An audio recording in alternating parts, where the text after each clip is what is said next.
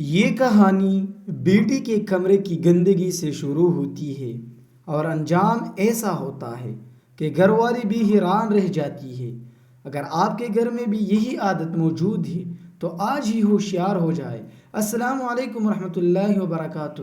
امید ہے آپ سب خیریت سے ہوں گے۔ آج کی ویڈیو ایک ایسے سبق آموز کہانی ہے جو ہر ماں باپ اور ہر گھر کے لیے بہت اہم ہے۔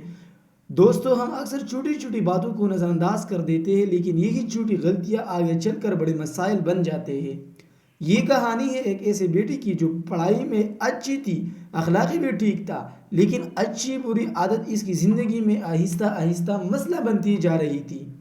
اور وہ عادت تھی اپنے کمرے کو گندا رکھنا۔ اس کے کمرے میں کپڑے بکھرے رہتے، کتابیں ادھر ادھر پڑی اور صفائی کا کوئی خاص خیال نہیں رکھا۔ اس کی ماں اسے بار بار سمجھاتی کہ بیٹی صفائی کا خیال رکھو، لیکن وہ ہر بار یہی کہتی کہ ابھی نہیں، بعد میں کر لوں گی۔ دوستو، یہی بھی میں انسان کی سب سے بڑی کمزوری بن جاتی ہے۔ وقت گزرتا گیا اور گندگی بڑھتی گئی، یہاں تک کہ اس کا اثر اس کی طبیعت اور مزاج پر پڑنے لگا۔ وہ چڑچڑی ہو گئی، بات بات پر غصہ کرنے لگی اور آہستہ آہستہ گھر والوں سے دور ہونے لگی۔ ایک دن اس کی ماں نے سختی سے کہا کہ آج تمہیں اپنا کمرہ صاف کرنا ہی ہوگا۔ بیٹی نے مجبوری میں صفائی شروع کی۔ جیسے جیسے جو وہ چیزیں اٹھائی گئی، اسے احساس ہوتا گیا کہ اس نے کتنی لاپرواہی کی ہے۔ یہ صرف کمرے کی گندگی نہیں تھی، بلکہ اس کی عادتوں پر گندگی تھی جو اس کی زندگی پر اثر ڈال رہی تھی۔ جب صفائی مکمل ہوئی تو اس نے ایک عجیب سکون محسوس کیا۔ اس کا دل ہلکا ہو گیا اور اس کے چہرے پر خوش آ گئی۔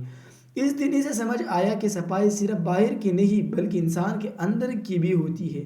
اگر ہمارا ماحول صاف ہو تو ہمارا ذہن بھی صاف رہتا ہے اور ہم بہتر فیصلے کر سکتے ہیں۔ اسلام میں بھی صفائی کو بہت اہمیت دی گئی ہے اور اسے نصف ایمان قرار دیا گیا ہے۔ اس لیے ہمیں چاہیے کہ ہم اپنے گھروں کے ساتھ ساتھ اپنے دلوں کو بھی صاف رکھیں، بری عادتوں سے بچائیں اور اچھی عادتیں اپنائیں۔ دوستو، آج ہی ارادہ کریں ہم اپنی زندگی میں نظم و ضبط اور صفائی کو شامل کریں گے، کیونکہ یہی عادتیں ہمیں کامیاب بناتی ہیں۔ اگر آپ لوگوں کو اس ویڈیو کو پسند آئی ہو تو چینل کو ضرور سبسکرائب